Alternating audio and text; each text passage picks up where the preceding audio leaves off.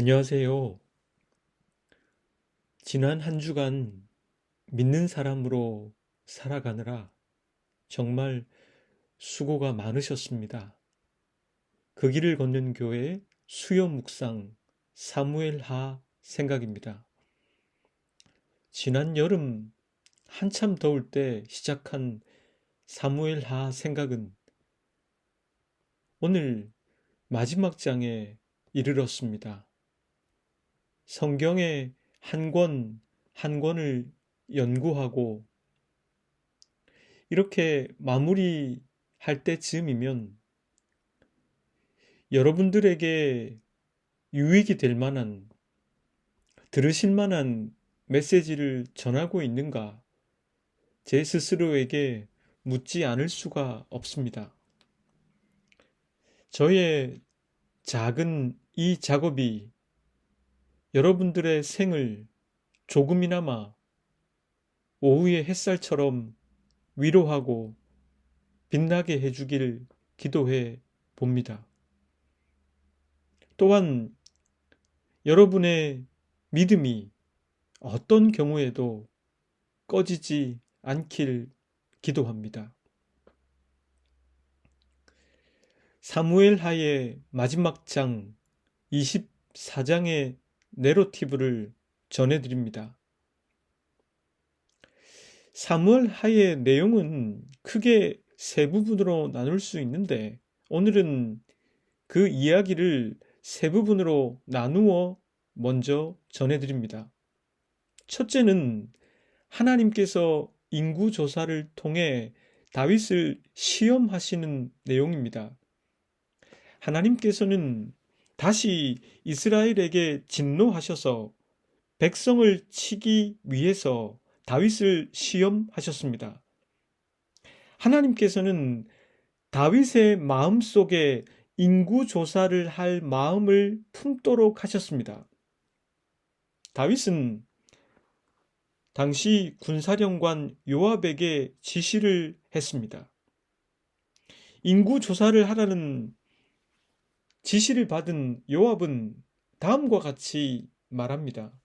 임금님의 주 하나님이 이 백성을 지금보다 100배나 더 불어나게 하여 주셔서 높으신 임금님께서 친히 그것을 보게 되시길 바랍니다. 그러나 높으신 임금님께서 감히 이런 일을 하시고자 하십니까? 이 말을 들은 다윗은 그럼에도 고집을 부렸습니다. 그래서 요압과 군대 사령관들은 다윗을 떠나 전국을 돌며 인구조사를 실시했습니다. 그들은 이스라엘 온 땅을 두루 다니며 무려 9개월 20일 만에 예루살렘에 돌아왔습니다. 요압이 보고한 내용은 민병대의 숫자로 칼을 쓸 수 있는 사람이 이스라엘의 80만, 유다의 50만, 도합 130만이라 했습니다. 두 번째 내용은 이렇게 인구조사를 실시한 이스라엘에 대해서 하나님께서 심판을 하시는 장면입니다. 다윗은 인구조사를 하고선 양심의 가책을 받았습니다. 그래서 하나님께 자신이 큰 죄를 저질렀다고 고백합니다. 그리고는 용서해 달라고 간구했습니다. 그 다음 날 하나님께서는 선지자 갓을 통해서 다윗에게 다음 세 가지 징벌 중에 한 가지를 선택하라 하셨습니다. 그 세 가지는 7년 동안의 기근, 석 달 동안의 적들에게 도망 다녀야 하는 상황, 그리고 3일 동안의 전염병이었습니다. 다윗은 갓에게 이렇게 말합니다. 괴롭기가 그지없습니다. 그래도 주님은 자비가 많은 분이니 차라리 우리가 주님의 손에 벌을 받겠습니다. 사람의 손에 벌을 받고 싶지는 않습니다. 이 말은 다윗의 선택은 3일 동안의 전염병이었다는 것입니다. 그리하여 3일 동안 이스라엘의 전염병이 퍼졌는데 그때 이스라엘 백성 가운데 죽은 사람이 7만 명이나 되었습니다. 하나님께서는 천사에게 지시하셔서 그 징벌을 멈추도록 하셨습니다. 그때 천사는 여부수 사람 아라우나의 타작마당 곁에 있었습니다. 세 번째 내용은 다윗이 징벌을 멈추게 하신 하나님께 예배를 드리는 것입니다. 다윗은 그 천사에게 잘못은 백성이 아니라 자신에게 있다고 고백합니다. 그러니 자신과 자신의 집안을 쳐달라고 합니다. 갓 선지자는 다윗에게 아라우나의 타작마당으로 가 그곳에서 주님께 제단을 쌓으라고 했습니다. 다윗은 아라우나에게 이 타작마당을 사서 주님께 제단을 쌓고 예배를 드리겠다고 합니다. 아라우나는 기꺼이 모든 것을 왕에게 무상으로 제공하려 했는데 다윗은 그럴 수 없다 말하며 대가를 지불하고 그것을 삽니다. 다윗은 그곳에서 제단을 쌓고 번제와 화목제를 드렸습니다. 다윗은 이스라엘 땅을 돌보아 달라고 하나님께 기도드렸습니다. 그의 기도를 듣고 하나님께서는 재앙을 그치셨습니다. 이 말씀을 통해서 하나님께서 마땅히 우리로 하여금 생각해 보도록 하시는 것은 무엇일까? 곰곰이 헤아려 보았습니다. 제가 보기에 이 본문을 통해서 우리가 생각해 보아야 할 것은 다음 세 가지 점이 아닐까 싶습니다. 첫째로 생각해 볼 것은 이해하기 어려운 하나님이라는 것입니다. 본문의 때는 사무엘하 21장에 나오는 3년 기근과 연결될 수도 있고 그것과는 다른 개별적인 사건일 수도 있습니다. 왜냐하면 21장에 나오는 3년 기근은 사울이 기브온 족속과 맺은 언약을 이행하지 않으므로 하나님께서 내리신 징벌이기 때문입니다. 본문에 나오는 3년의 기근은 다윗이 인구조사를 했기 때문에 하나님께서 내리신 징벌입니다. 암튼 여기서 인구조사를 하게 된 배경을 본문 1절은 이렇게 밝힙니다. 개역 개정입니다. 여호와께서 다시 이스라엘을 향하여 진노하사 그들을 치시려고 다윗을 격동시키사 가서 이스라엘과 유다의 인구를 조사하라 하신지라. 이 본문을 공동 번역은 이렇게 옮겼습니다. 야훼께서 다시 이스라엘에 진노를 내리시는 일이 있어 다윗에게 이스라엘과 유다의 병적을 조사할 마음을 품게 하셨다. 하나님께서 왜 이스라엘에게 분노하셨는지 그 원인은 알 수 없습니다. 저자는 그 내용을 밝히지 않습니다. 허나 하나님은 자유로운 분이시기 때문에 당신의 백성에 대해서 분노하실 수 있는 분이심을 우리는 잘 알고 있습니다. 하나님은 그 분노로 이스라엘에게 징벌을 내리시기로 작정하셨는데 그래서 다윗에게 인구조사를 할 마음을 품게 하셨습니다. 하나님은 다윗을 시험하신 것입니다. 우리는 이 부분에서 하나님을 이해하기 어렵습니다. 징벌을 받을 만한 일이 있다면 바로 이스라엘을 심판하시면 되지 왜 다윗을 시험하셨는가 하는 점입니다. 만약에 다윗이 이 시험에 잘 통과해서 즉 인구조사를 실시하지 않았다면 하나님은 그 징벌을 내리지 않으셨을까? 본문 16절 말씀에는 그 징벌을 끝나게 되는 것에 대해서 이렇게 적습니다. 개역 개정입니다. 천사가 예루살렘을 향하여 그의 손을 들어 멸하려 하더니 여호와께서 그 재앙 내리심을 뉘우치사 백성을 멸하는 천사에게 이르시되 족하다. 이제는 네 손을 거두라 하시니 여호와의 사자가 여부수 사람 아라우나의 타작마당 곁에 있는지라. 이 본문을 공동 번역은 이렇게 옮겼습니다.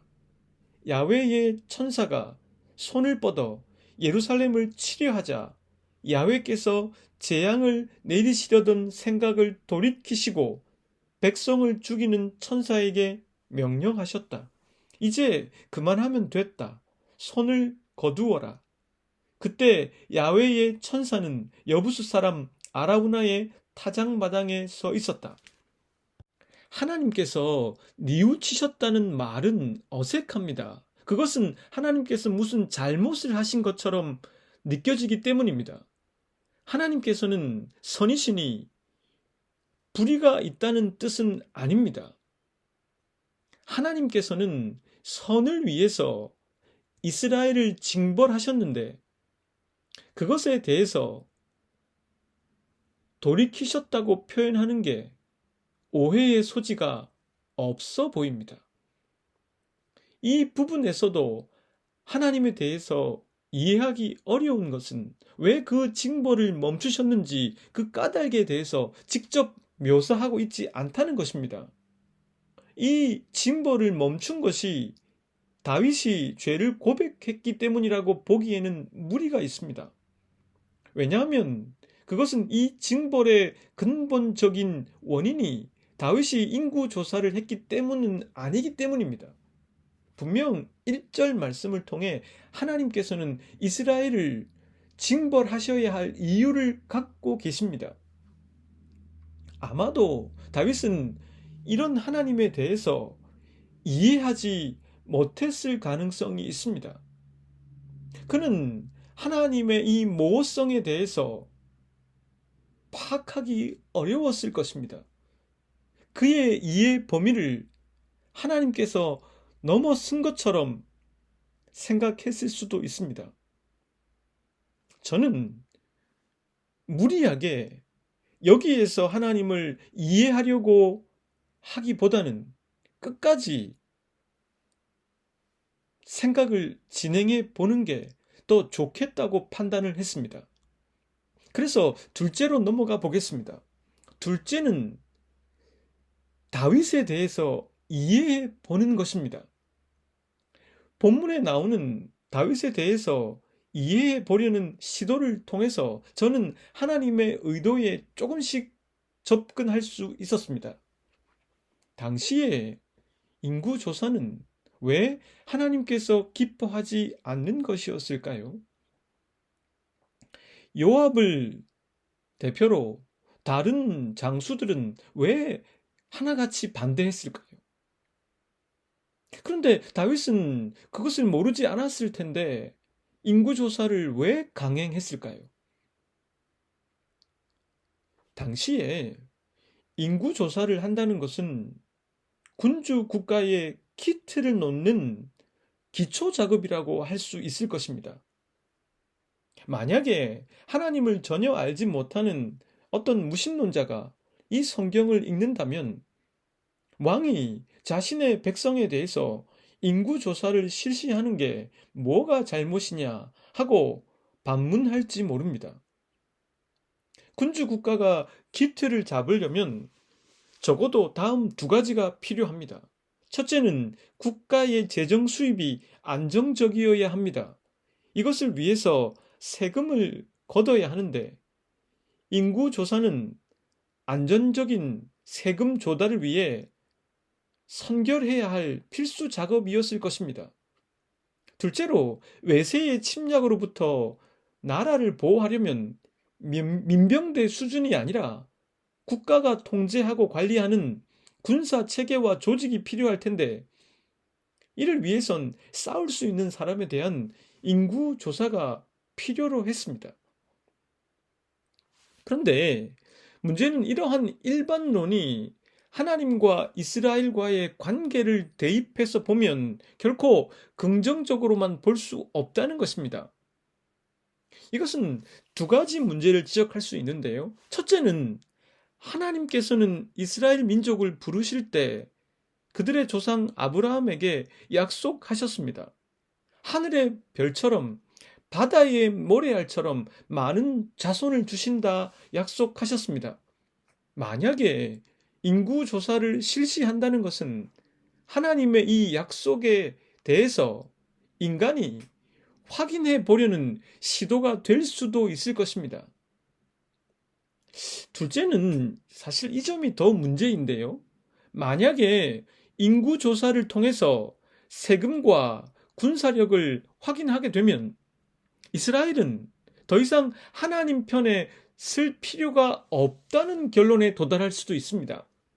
막대한 자금과 강력한 군사력에 의존해서 하나님이 허락하시지 않는 전쟁을 일삼을 수도 있고, 왕의 개인적인 욕망과 권력욕에 따라 전쟁을 일으킬 수도 있습니다.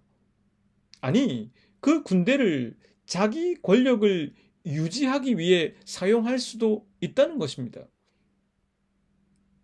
돈과 무력에 의존할 수 있기에 더 이상 하나님 편에 서지 않아도 된다는 생각을 할 수도 있다는 것입니다.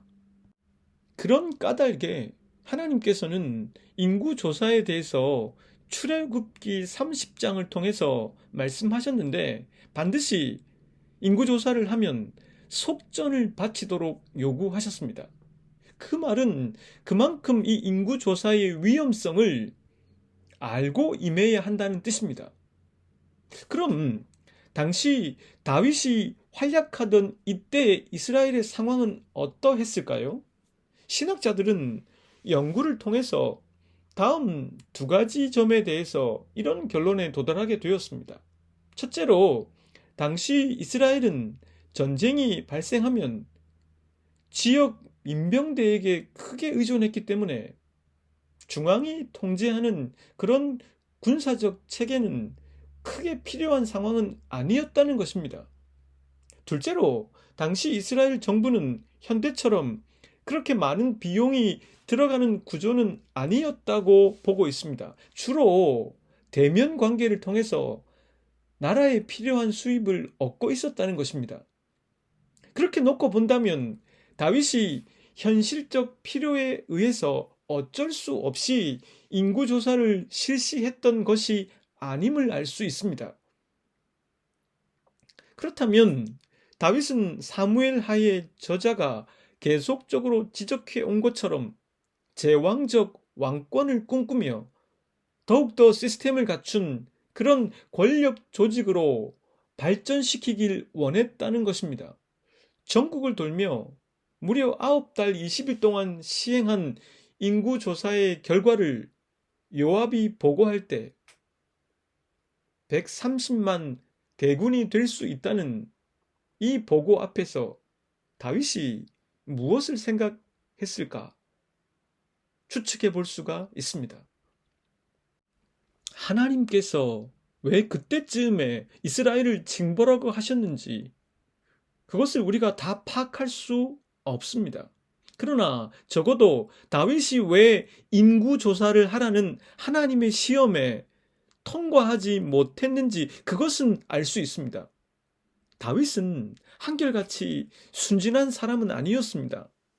만일 누군가가 자기 자신에 대해서 나는 늘 순진하고 좋은 사람이다 라고 생각하고 살아간다면 그것은 자신에 대해서 잘 알지 못하거나 하나님에 대해서 잘 알지 못하는 나이브한 사람일 것입니다.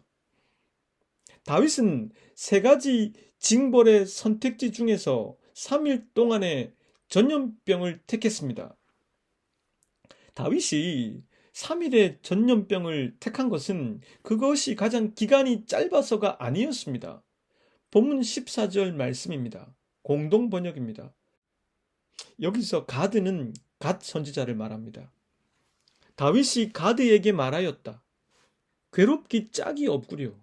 그러나 야훼께서는 그지없이 자비로우시니 이 몸을 야훼께 내맡기려 하오. 사람에게는 내맡기지 않겠소. 그리하여 다윗은 전염병을 내려달라고 하였다. 7년 동안 기근을 겪으면 어떻게 될까요? 그것은 사람과의 다툼을 유발할 가능성이 매우 높습니다. 어떤 사람들이 약자들을 희생시켜 자신들의 배를 불릴 수도 있습니다. 서로 뺏고 빼앗는 약탈의 시대가 될 가능성이 높습니다. 만약에 3개월 동안 원수에게 쫓겨다니게 되는 일이 벌어지면 어떻게 될까요? 그것은 전쟁을 뜻합니다.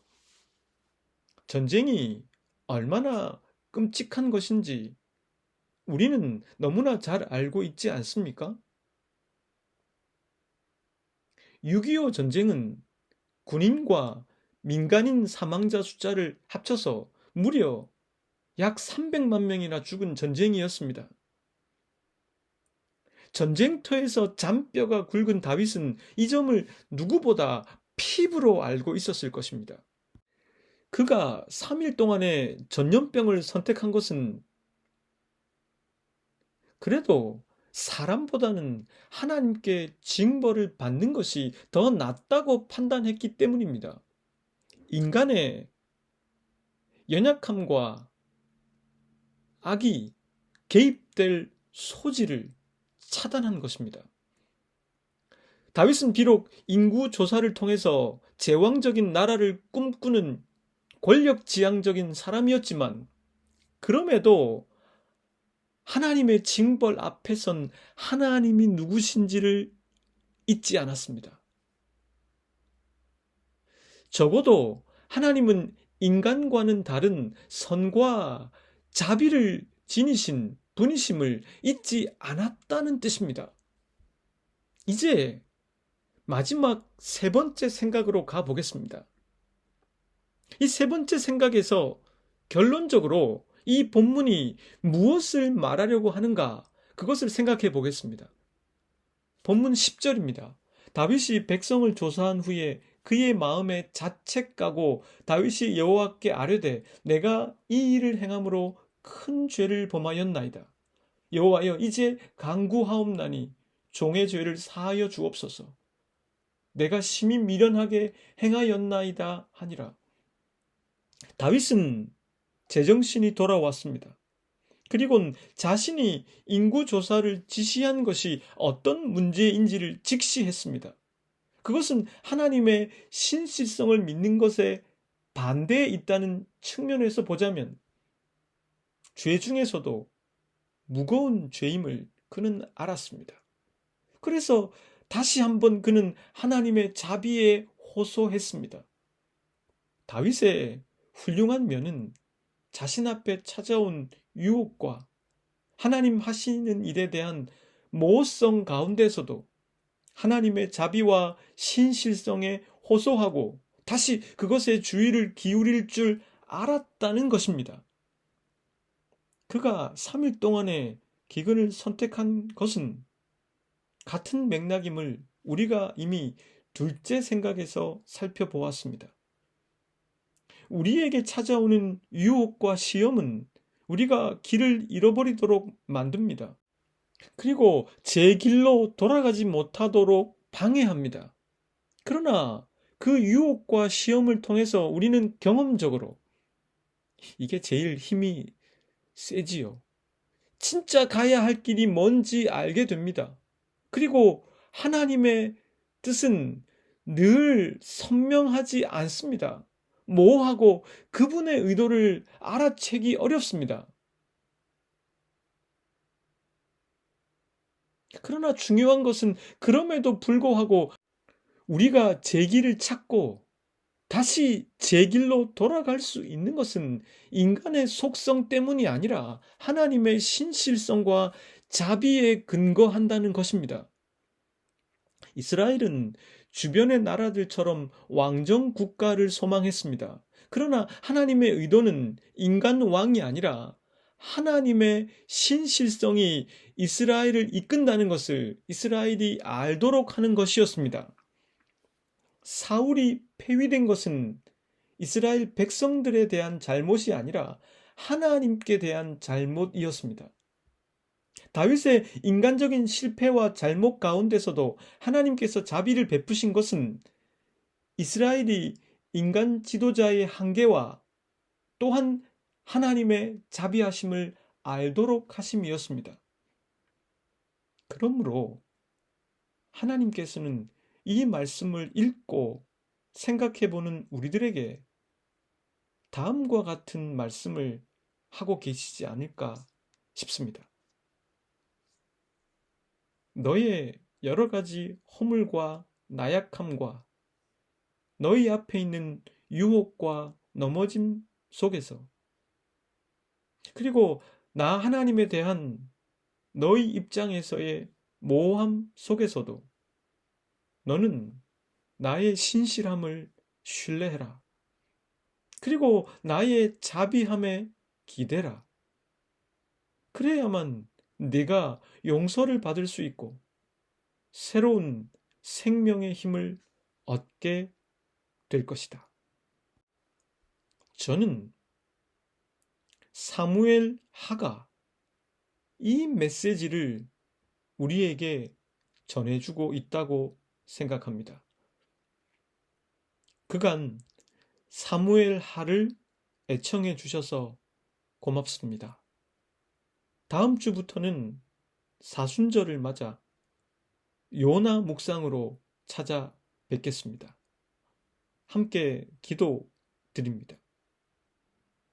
하나님, 당신의 의도와 뜻은 모호할 때가 있고 저희들은 유혹을 받아 길을 잃을 때도 많습니다. 인간의 속성에 기대 보아야 한숨과 신음만 늘어갈 뿐입니다. 다윗이 위대했다고 한다면 그것은 그가 실제로 위대했기 때문이 아니라 그의 부족한 면 가운데서도 하나님의 신실하심과 자비에 기댈 수 있었던 사람이기 때문입니다.